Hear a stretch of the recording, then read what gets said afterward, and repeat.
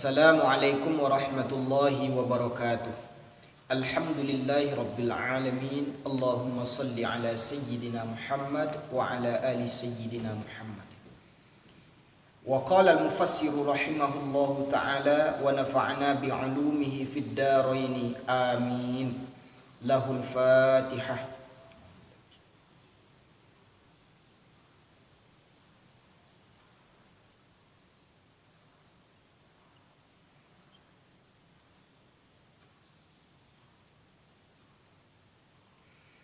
Segala puji bagi Allah, alhamdulillahi rabbil alamin. Salawat serta salam Allahumma salli ala sayyidina Muhammad wa ala ali sayyidina Muhammad.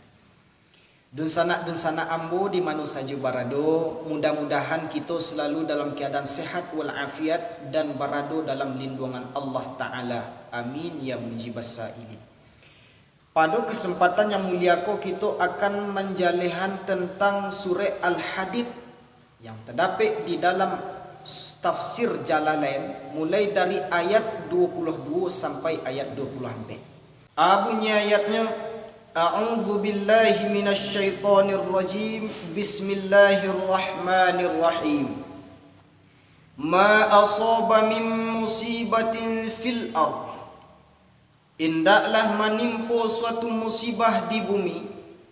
Bil jadbi, artinya musibah yang diagih di Allah berupa kekariangan. Dalam tafsir Sawi itu dicontohkan oleh pengarang zalzalah. Azalzalah goncangan atau gampo, atau bisa jadi musibah-musibah dan lainnya. Wala fi anfusikum, indak pula yang ditimpakan Allah kepada diri kalian. Kal maradi wa faqadal waladu, contohnya adalah sakit dan kematian anak. Adapun min musibatin tadi, min di sini adalah min zaidah. Min zaidah, min hanya sebagai tambahan saja. Lalu di dalam kitab tafsir Ibnu Katsir, Qatadah mengatakan,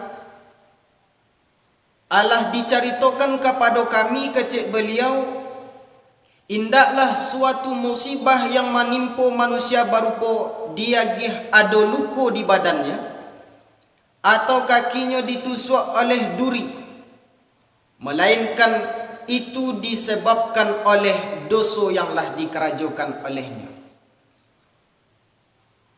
Dan sesudah itu Allah ampuni dosanya, dan ampunan Allah melebihi dari ampunanlah dipabuainya. Illa fi kitab, melainkan musibah yang lah diagih dari Allah tadi, musibah yang Allah turunkan ke bumi, musibah yang Allah agih ke dalam diri manusia, illa fi kitab, melainkan Allah tulis di suatu kitab. Nama kitabnya ya'nil lauh al-mahfuz. Makna kitab itu adalah luah mahfuz. Min qabli an nabra'aha, sebelum kami ciptakan, kata Allah. Nakhluquha, kami ciptakan musibah. Itu yang dikatakan dalam kitab tafsir Sawi, balik dhamir hanya kepada musibah. Sedangkan di dalam kitab tafsir Ibnu Katsir ada pendapat ulama, dan pertama ha dhamir baliknya kepada musibah. Kalau diterjemahkan, sebelum kami ciptakan musibah itu, kata Allah. Ada nan berpendapat balik dhamir kepada anfusikum, artinya sebelum kami ciptakan diri kamu, kata Allah. Wa yuqalu fin ni'mati kadzalik, dan nikmat yang Allah agih kepada awak begitu pula. Allah tulis di lauh mahfuz dulu sebelum Allah agih nikmat itu kepada makhluknya. Kalau kita lihat dalam kitab tafsir Sawi, nikmat Allah tu ada nikmat kesehatan, ada nikmat anak, ada nikmat air hujan yang digeh di Allah Ta'ala. Inna dzalika 'ala Allahi yasir. Sesungguhnya mampabuat yang Allah ceritakan tadi sangat mudah oleh Allah. Allah menciptakan sesuatu. Sebelum Allah ciptakan sesuatu itu, Allah tulis di Lauh Mahfuz terlebih dahulu. Kalau dicaliak dalam kitab tafsir Quranul Karim karangan ulama Nusantara, nama beliau Imam Marwan bin Musa. Di sini dinyatakan takdir Allah ada takdir nan elok, ada nan buruk. Lalu musibah yang Allah timpukan kepada manusia tu beliau katakan contohnya kemarau nan panjang. Sebelum Allah timpukan musibah, sebelum Allah ciptakan satu manusia, terlebih dahulu Allah tulis di Lauh Mahfuz. Itu tafsir yang dikarang oleh Imam Marwan bin Musa. Likaila, supaya indah, kai nasibatun lil fi'li bima'naan. Kai disiko maknanya adalah an, dan kai ikonyo menasabkan fi'il. Kalau an artinya bahwa, di kaiko artinya bahwa, sama jo an. Ai akhbara ta'ala bidzalik, artinya Allah caritokan kepada kita, carito Allah tulis di Lauh Mahfuz lebih dahulu, sesudah itu baru beliau ciptakan suatu musibah, baru Allah ciptakan nikmat, baru Allah ciptakan manusia dan lain sebagainya. Li alla taksau, kalau makna kaiko samojoan, makanya maknanya samojo li Allah, supaya bahwa indah taksau kalian basadih hati, tahzanu kalian baibuati, ala ma fatakum, ateh apa-apa nanlah Allah cabut suatu nikmat dari kalian. Wala tafrahu, supaya kalian indak terlalu senang hati, supaya kalian indak senang hati melampaui batih sehingga tiba rasa sombong. Senang hati yang modea dilarang. Farha batrin, senang hati yang tiba rasa sombong. Bal farha syukrin ala ni'mati, akan tetapi senang hati yang dipabulihan adalah senang hati yang diiringi rasa syukur di atas nikmat yang lah dia gih di Allah Ta'ala. Bima atakum, supaya kalian indak senang hati bana terhadap apa-apa yang lah dia gih di Allah kepada kalian. Artinya dalam kitab tafsir Sawi itu dikatakan atakum ko maknanya muqaddarun alaih, apa yang lah Allah takdirkan kepadanya. Bil maddi a'takum, kalau dibaca panjang alifnya atakum, dipanjang panjang alifnya maknanya yang Allah agih kepada kalian. Wabil qasri, kalau dibaca pendek a-nya atakum, maka maknanya adalah ja'akum, yanglah datang kepada kalian.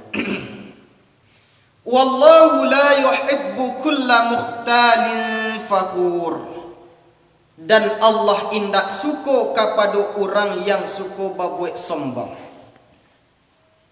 Di mukhtalin ko maknanya dalam tafsir Sawi dikatakan mu'jibun bi ni'amillah, sombong terhadap apa-apa nikmat yang lah dia gih di Allah.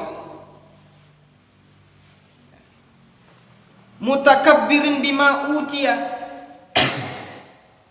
artinya sombong jo nikmat-nikmat yang lah dia gih di Allah kepadanya. fakhur, sesudah itu nyo banggakan dirinya di hadapan manusia. Nah, itu yang dinyatakan di dalam kitab tafsir Sawi. Bihi 'alan nasi, inyo membanggakan diri kepada manusia. Kalau dicaliak di dalam tafsir Quranul Karim,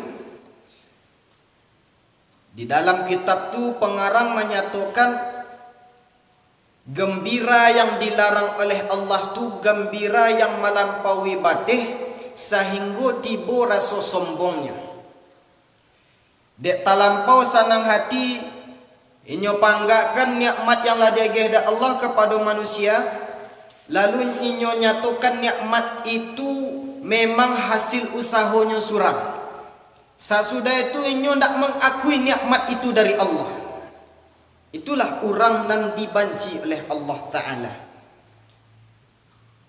Alladzina yabkhaluna, yaitu orang-orang nan kikir, orang-orang nan pilih, bima yajibu alaihim, inyo ndak amuh magih mengaluakan apa-apa nan Allah wajibkan kepada inyo untuk dikaluakan. Inyo suku mengarajukan mampabuek nan mungkar. Itu yang diterangkan dalam kitab tafsir Ibnu Katsir. Sesudah itu wayak murunan nasa bil bukhl, inyo suruh puluh orang untuk babuek pilih. Bihi lahum wa'idun syadidun, untuk orang-orang nan mode itu akan Allah agih azab, akan Allah ancam inyo jo azab yang sangat padih di akhirat kelak. Wa may yatawalla, sianan bapaliang dari mentaati Allah, inyo bapaliang dari mangana Allah, amma yajibu alaih, inyo bapaliang daripada mengaluakan apa nan mesti dikaluakan. Inyo mengarajokan suatu perilaku nan dilarang oleh Allah, yaitu babuek pilih. Allah suruhnya bazakat tapi nyo ndak mau bazakat. Fa innallaha huwa, sesungguhnya Allah, huwa ko adalah dhamiru faslin, dhamir fasal, wa fi qiraatin bisukutih, di dalam qiraat nan lain huwa ko ndak ada, huwa ko dihilangkan. Jadi dhamir fasal tu artinya kata ganti sebagai pembatih saja. Al-Ghani, Allah tu maha kaya. Di dalam kitab tafsir Sawi dikatakan al-mustaghna amma siwahu. Allah maha kaya tu artinya Allah ndak butuh kepada nan selain beliau. Al-Hamid, Allah maha tapuji, li auliyaihi, kepada kekasih-kekasihnya. Di dalam tafsir Quranul Karim karangan Imam Marwan bin Musa dinyatakan bahasanya pada ayat ko ada dua perilaku nan tercela, nan ndak boleh diikuti, nan ndak boleh dikerajokan, yaitu nyo suko babuek pilih, nan kedua nyo majak orang lain babuek pilih. Maka di akhirat kelak Allah mengancam orang-orang mereka lahum wa'idun syadid. Allah ancam nyo jo azab yang sangat padih di akhirat kelak. Sadaqallahul aliyyul azim. Sekian dari ambo dan sanak kasadonyo di mana saja barado, mudah-mudahan bermanfaat untuk kita kasadonyo, lebih-lebih bagi diri ambo nan menyampaikan. Dek ribui rabahlah padi dicupak datuk katu mangguang. Dek hidup ndak babudi duduk tagak kamari cangguang. Nak pandai rajin baguru, nak tinggi naikkan budi. Saguruh-guruh hari nan kapa dilawik juo, sarusuh-rusuh hati nan bana disabik juo. Banyak-banyak maaf dari ambo. Billahi taufiq. Assalamualaikum warahmatullahi wabarakatuh.